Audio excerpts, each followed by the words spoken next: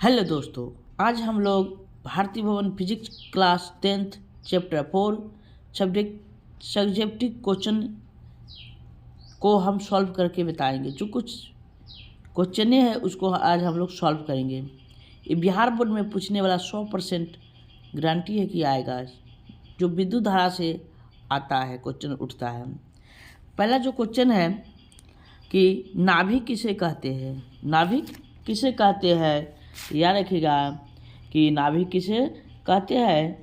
तो इसका जो आंसर होगा क्या होगा, प्रोटॉन और न्यूट्रॉन, यानी परमाणु के केंद्र भाग में प्रोटॉन और न्यूट्रॉन रहते हैं जिसे नाभिक कहते हैं। यह इस प्रकार से कहते हैं कि परमाणु के जिस भाग में क्या होते हैं, परमाणु के जिस भाग में प्रोटॉन और न्यूट्रॉन रहते हैं उसे हम क्या कहते हैं, नाभिक कहते हैं। विद्युत रोधी किसे कहते हैं। अगला क्वेश्चन है विद्युत रोधी किसे कहते हैं। इसका करेक्ट आंसर होगा ऐसे पदार्थ जिनसे होकर विद्युत आवेश एक भाग से दूसरे भाग तक नहीं पहुंच पाता है विद्युत रोधी पदार्थ कहलाता है। क्या कहलाता है, विद्युत रोधी पदार्थ कहलाता है। जैसे लकड़ी हो जाता है ना, कांच हो जाता है, ये जो है यह क्या होता है, रबर हो जाता है। ये विद्युत रोधी पदार्थ है ना। यानी सूखा हुआ हवा होना चाहिए, ये सब क्या है, विद्युत रोधी पदार्थ है। आवेश का चलन किसे कहते हैं। आवेश का चालन किसे कहते हैं। आवेश का चालन किसे कहते हैं, चलन नहीं चालन किसे कहते हैं। तो इसका करेक्ट आंसर हो जाएगा आवेश का चालन किसे कहते हैं। आवेश के एक स्थान से दूसरे स्थान तक जाने को आवेश का क्या कहलाता है, चालन कहलाता है। क्या कहलाता है, आवेश का चालन कहलाता है। v बराबर होता है। अगला क्वेश्चन है v बराबर होता है। तो याद रखिएगा v बराबर क्या होता है, W/Q होता है। W/Q होता है। जो क्या होता है, जो W/Q होता है, जो W कार्य का संकेत होता है और Q आवेश का संकेत होता है। तो v बराबर होता है W/Q होता है ना। नेक्स्ट क्वेश्चन है कि विद्युत विभव का एसआई मात्रक क्या होता है। विद्युत विभव का एसआई मात्रक क्या होता है। तो याद रखिएगा विद्युत विभव जो होता है। अगला क्वेश्चन है कि विद्युत विभव का एसआई मात्रक क्या होता है। तो याद रखिएगा विद्युत विभव का एसआई मात्रक क्या होता है। तो इसका एसआई मात्रक, विद्युत विभव का एसआई मात्रक वोल्ट होता है। क्या होता है, वोल्ट होता है ना, वोल्ट होता है।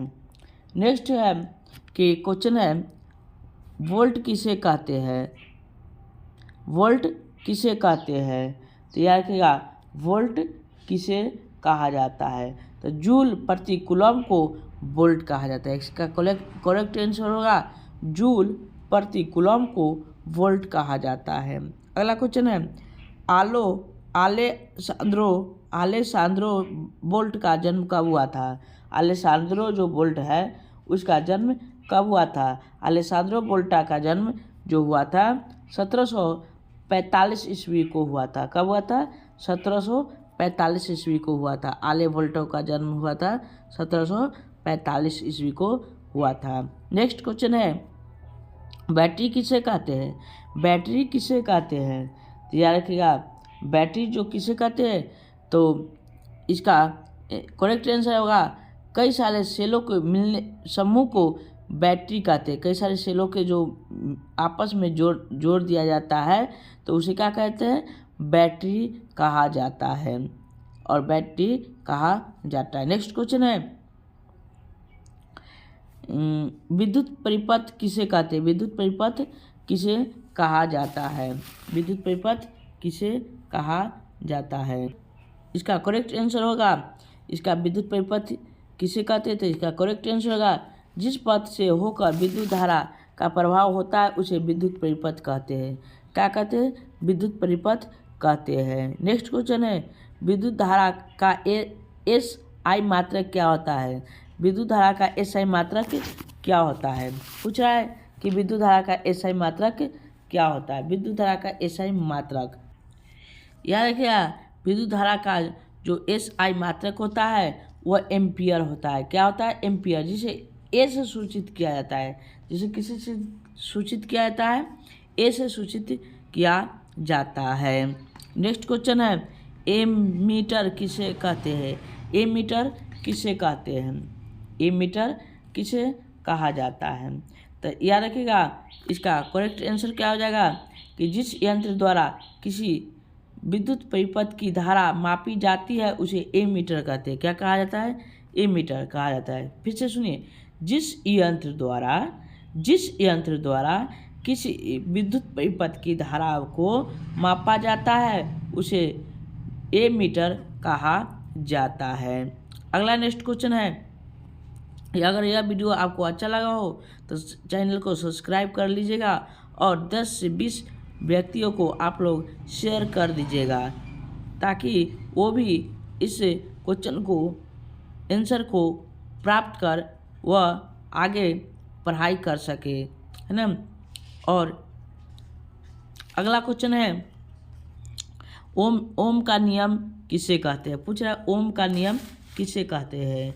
तो इसका करेक्ट आंसर होगा, इसका करेक्ट होगा किसी चालक के, क्या हो जाएगा? किसी चालक को ओम का मीटर नियम किसे कहते हैं? तो किसी चालक के सिरे पर लगाए विभवांतर तथा उसमें प्रभावित होने वाले विद्युत धारा का संबंध एक नियम के द्वारा व्यक्त किया जाता है। फिर समझिए, किसी चालक के सिरों पर, कोई चालक है उसका सिरा जो होता है उस पर, सिरों पर लगाए विभवांतर तथा उसमें प्रवाहित होने वाली जो विद्युत होता है, उसमें प्रवाहित जो बहने वाला विद्युत धारा होता है, धारा का संबंध एक नियम के द्वारा व्यक्त किया जाता है। इस नियम को उन्हीं का नाम पर ओम का नियम डाल दिया गया। ओम के साहब के नाम पर ओम का नियम डाला गया, जिसे ओम्स लॉ के भी नाम से जाना जाता है। ये आपको एग्जाम में 5 नंबर का पूछा जाता है। 5 नंबर का क्वेश्चन बढ़िया से याद कर लीजिएगा ताकि आपका 5 नंबर मिस ना हो। नेक्स्ट क्वेश्चन है, विद्युत परिपथ किसे कहते हैं? विद्युत परिपथ किसे कहते हैं? नेक्स्ट क्वेश्चन है, विद्युत परिपथ किसे कहते हैं? तो इसका करेक्ट आंसर हो जाएगा कि किसी पदार्थ का वह गुण जो उससे होकर धारा के प्रभाव को विरोध करता है। एक बार समझिए, किसी पदार्थ का वह गुण जो उससे होकर धारा के प्रभाव का विरोध करता है, उसके धारा के विपरीत विरोध करता है, रोकने का प्रयत्न करता है, उस पदार्थ का विद्युत प्रतिरोध या केवल विद्युत प्रतिरोध भी कहा जाता है। यानी उसको धारा को रोकने का प्रयत्न करता है, उसे विद्युत परिपथ का क्या कहा जाता है? प्रति रोकने वाले पदार्थ जो कण होता है उसे विद्युत प्रतिरोध कहा जाता है। नेक्स्ट क्वेश्चन है, प्रतिरोध का एसआई मात्रक क्या होता है? प्रतिरोध का एसआई मात्रक पूछ रहा है। तो याद रखिएगा, प्रतिरोध का एसआई मात्रक ओम होता है। क्या होता है? प्रतिरोध का एसआई मात्रक ओम होता है, ओम, ठीक है, ओम होता है। अगला जो क्वेश्चन है, 3 मिश्र धातु के नाम लिखे। 3 को मिश्र धातु के नाम पूछ रहा है।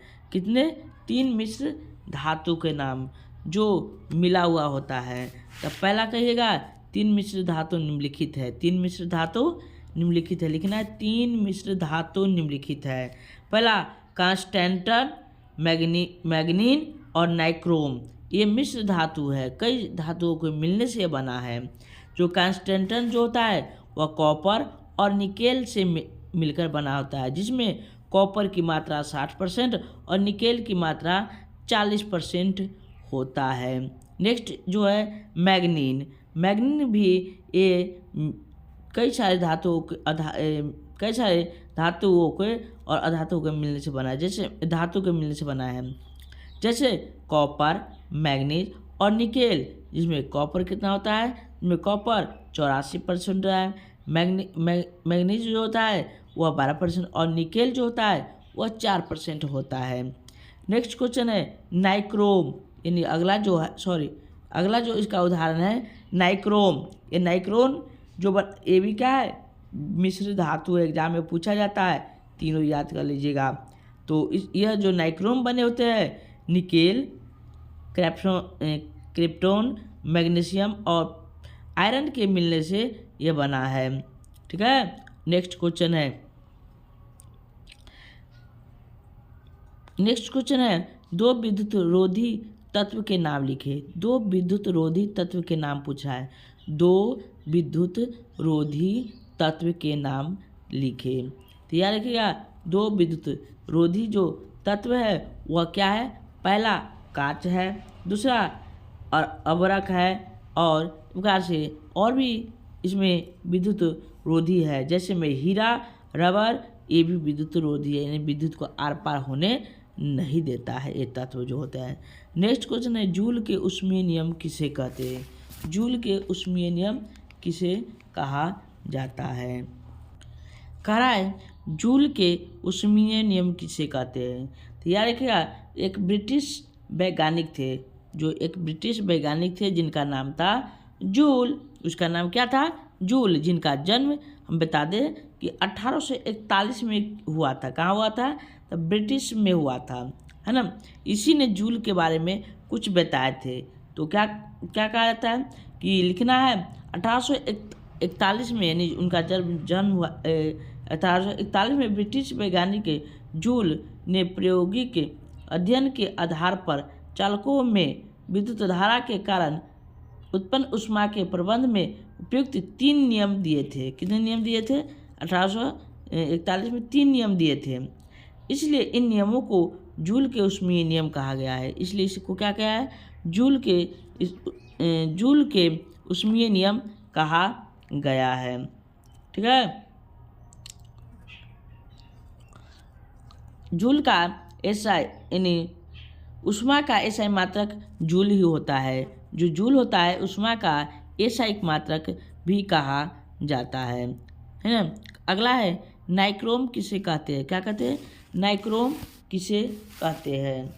नाइक्रोम पूछा है कि नाइक्रोम किसे कहते हैं, तो इसका करेक्ट आंसर हो जाएगा, कहा कि नाइक्रोम किसे कहते हैं।